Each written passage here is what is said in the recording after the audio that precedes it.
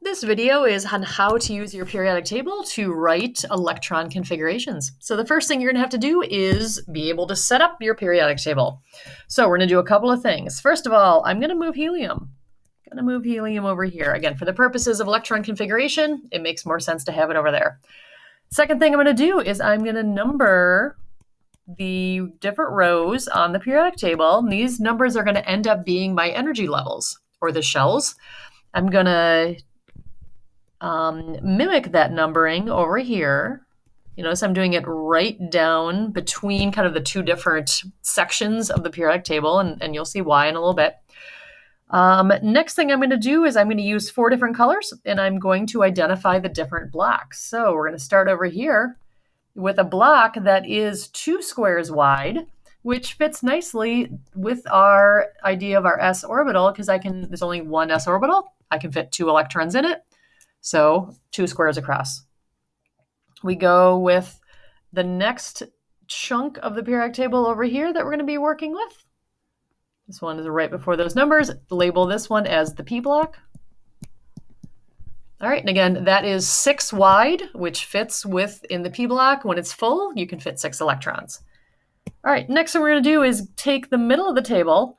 And the middle of the table, I'm actually going to start by renumbering because what we have found through research and data collection is that these orbitals actually fill in at a different energy level than the ones in the same row. So this is the D block. It has 10 electrons across, fits with when the D block is full.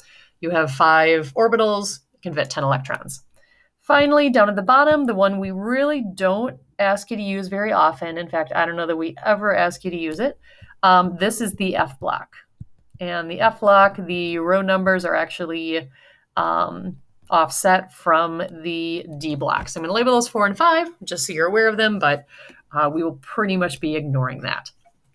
All right, so let's say we ask you to write the configuration of, let's go with nitrogen.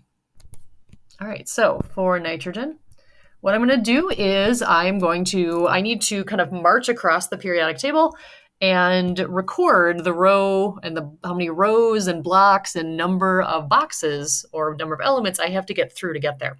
So we always start in the upper left. Okay, so in class, we are using a little chip to move these. I'm just going to use my X to say, okay, I have to go through those first 2 elements. And once I get to the end of that block, I am going to write down 3 things. I'm going to write down the row number. So in this case, I was in row number 1. All right, and then I'm going to write down the block I was just in. So it is the S block. And then I'm going to write down as a superscript the number of boxes I just went through. So there were 2 boxes in there. So my first configuration where the first 2 electrons go are the 1s2. So the first energy level, S block, there are 2 of them. All right, I don't have anything else in the first row. So now I have to go to the second row. And again, I need to get through both of those elements because I'm trying to get over to nitrogen. I get to the end of the block. I write down the row number. I was just in row number 2. I was just in the S block. And there were 2 boxes in there that I needed to go through. All right, now I follow right across, and now I'm going to jump over the big empty space because I need to stay in this row that I'm in.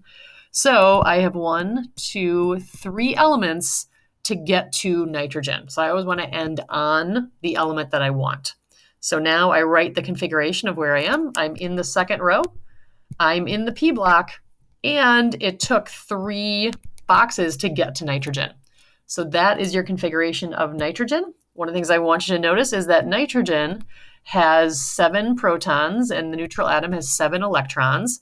That 7, if I add up all those superscripts, that is equal to 7.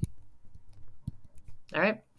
Another thing that we want you to know are valence electrons.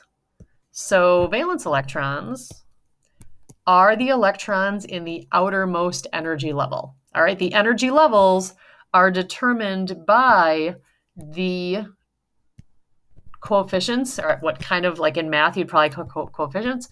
So my valence electrons are the electrons in the second level.